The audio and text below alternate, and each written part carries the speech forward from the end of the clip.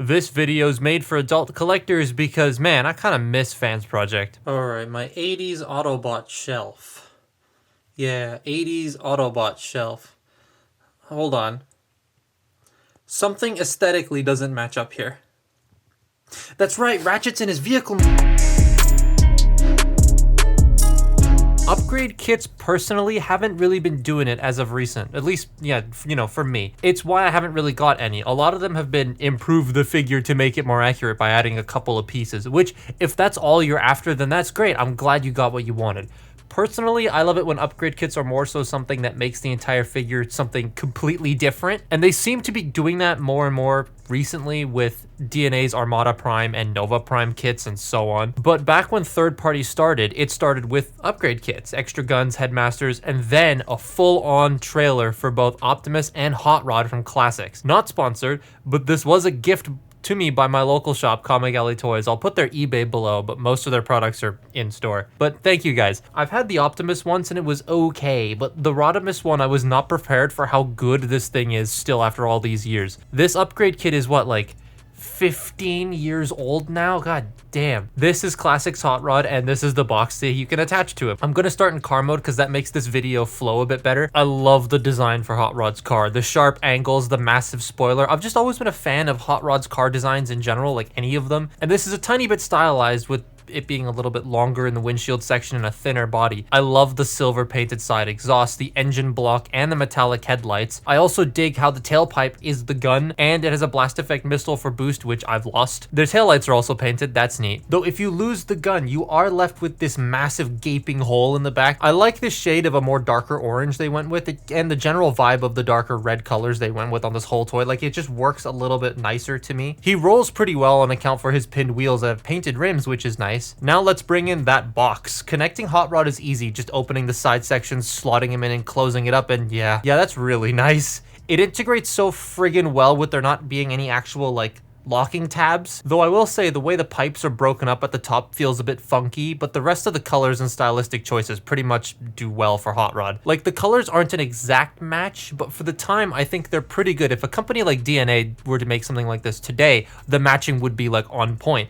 But given how this was 15 years ago, I think this is fine. The trailer doesn't swivel because it's one solid thing. It rolls okay, not amazing, but not terrible. Now, of course, Hot Rod is his own robot mode, but the trailer does do something else for the whole like mobile battle platform thing that's kind of neat. So I've been told this likes to snap in half, so that's fun. Anyways, to transform it, you would remove the gun, but it actually does have a place to store here in the trailer, which is where I usually keep it. And also, I don't know why I have two.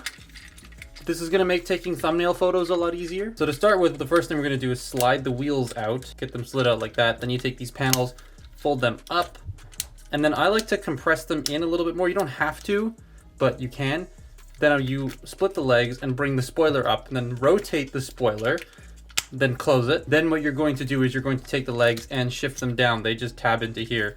So you shift them down, then we're going to spread the arms out. This is where apparently it likes to snap at this hinge, so just be careful with that. Bring that down, peg that into place, bring the legs forward, rotate the back section, and then shift the whole waist assembly forward. Then we're going to straighten out the legs. This doesn't have a locking point, the waist, so it likes to shift by itself sometimes. It's a little annoying. But we'll take this, shift this down, open this section up, fold the foot out, fold out the heels, fold the foot out, fold out the heel, there we go. Then we bring the arms around, and then you bend the elbow. You're gonna bring out the hands, and that is Hot Rod all done. You know, pretty neat transformation. Not super traditional Hot Rod, but it uses a lot of traditional Hot Rod elements. Then the trailer has a tank mode. So I watched MGo's old video from 2010 about that. 2010. I watched that when it came out. Anyways, I watched his video again on how to transform this because I didn't remember. And when he said tank mode, I was like, huh? So apparently you just take these sections, you bring them out. You take this section, you bring this out and around. Now we're gonna start ripping bits off. So to take these back sections off here, they're tabbed in there and they're clipped in here. And that is where I don't know how you can see that. I cut myself yesterday doing this. So we're just gonna wiggle that out. That comes out. And then wiggle that out. That one comes out. Then we're going to take this top section here, push it forward, and then slide it out.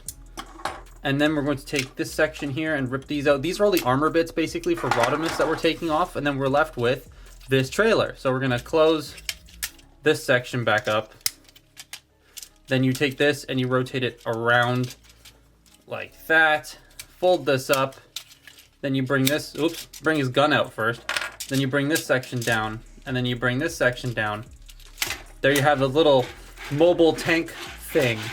That's kind of neat. And then you fold this up, and the guns can move.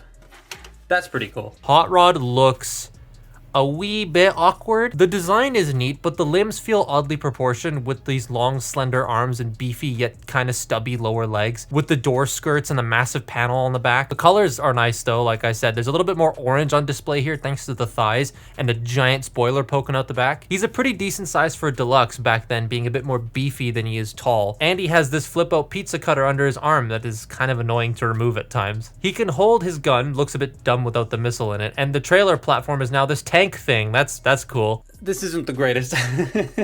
It's not. It's old. It is very much old. So for starters, the backpack's crooked. The head can rotate left and right. You got a full 360 degrees, though gripping it's a bit annoying because it's a little small. Shoulders are on ball joints, but they only go out that far. And then you got rotation that only goes forward that far because it bumps into the backpack. But if you move the arm forward, you can you get a little bit more range, which is nice. No bicep rotation, 90-degree bend at the elbow, which is really low, nothing at the wrist, nothing at the waist. It just sort of slides forward and back. There's no real waist joint, at least not one that works on either of my copies. Hips can go forward that far. They can only go back that far. Get the arm out of the way. They can go out, and then you have this second hinge for transformation, which doesn't lock in. And also these side flaps here don't like to stay in place. So when I move the leg out, this will come with it. Let me do that without my finger in the way. Hang on, push the waist. So we move this, it comes with it. And it can be a little annoying. Sometimes it'll like latch itself back into place and you gotta like unclip it and stuff. It's weird. He does have under 90 degrees of bend at the knee, a below the knee swivel, no thigh swivel, and nothing at the feet. So yeah, pretty useless when it comes to posing. So let's get them into the mode you actually want to see, which is the combine mode. All right, so let's combine these two together. Now, what's really funny is you don't really need this, except actually I need to take these off because these are going to be necessary. But one thing, you can take this off and have your little roller. And then his only transformation step is bringing this out. And there you have that. The trailer here, what you can do is you can push this section down and in. Then you extend this and fold that up. Flip out these little panels right here. Remove this section, knock over your size comparison, bring the viewfinder up, fold these panels out, and that is his little like mobile turret. Oh, hang on. Fold out the handles. And that's his little mobile turret thing, and then you can take this piece, plug it into the gun, and it does fire. But you can plug that into the gun to form a bigger gun. Now let's get actual Hot Rod ready. So all of these bits we took off earlier, we are going to need to combine to this. So we will get Hot Rod prepped. And this is the Hot Rod that came with this. This is my original Hot Rod. This one has a bit of a loose hip, and the reason I'm using this one over the one that doesn't is because I want to show something in the articulation of the big guy. But we fold up the heels, fold up the feet, and that's the legs pretty much prepped. The arms, we're going to fold the hands away, and then bring these shoulder sections back with the arms down like that. And that's Hot Rod prepped and ready to go. So we'll start with the legs. We'll take this section here, bring this toe down, fold this around, flip this up and collapse it. And that is going to sort of slot in under the wheel. Not the most secure connection in the world, but it's a connection and it's there. So we'll do the same on this one.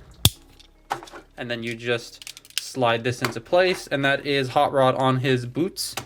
Then the arms, you're going to unfold them. Then you're going to flip this panel around, then bring that down, sort of collapse it all into place, get the shoulder oriented this way. And then this is going to come in and latch underneath the wheel and on top of the wheel. So it's a little bit fiddly. There we go.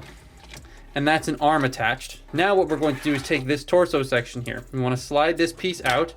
Now his face, it doesn't really like staying on. It just comes out on mine. I'm going to have to glue it because, you know, I didn't have any alternate faces and I just care about that. So you plonk this on and his chin is exposed. I'll talk about that more in a little bit. But this piece right here, you're going to take this, it's going to hug his crotch and then come in and clip around the upper torso section here. And then you take the fins, and there's this little notch right here that's going to go into that groove. And so you just sort of slide it in. They don't click into place, I've noticed, unless you like force it around these, but I don't want to flex it, so we're not going to do that. But there you have Rodimus Prime. But yeah, that's a pretty simple and easy combination. I just wish the boots had a little bit more of a secure connection. Now that's cool, though again, it did draw blood once, so 0 out of 10. It looks great, playing on the awkward proportions of the base figure to make this pretty nicely proportioned, taller robot. I love how it makes him bulkier and more built while he's still pretty well balanced. I dig the way it makes the back fins way bigger. It helps sell that more stylized take on Rodimus. The way it does the all black boots and the longer arms, coupled with the new head that has his face poking out underneath. The trailer does just become the standard battle platform thing. He can use it, and it looks nice as a defensive platform with articulated cannons, though they can be a little bit sharp. But there is that detached roller. I love this thing. You can peg the missile I don't have into the back to make it look like it's boosting, so that's fun. Now his articulation is a little bit better, but not that much better. So the head can still rotate left and right. The shoulders still rotate on that same axis, though as you noticed, these arms will pop these off if you're not careful. However, they go out at this ball joint still, but now there's an extra joint down here to allow for more of an outward movement. It looks weird, but there was probably the only way they could have gotten an extra arm joint out. You have a bicep rotation now.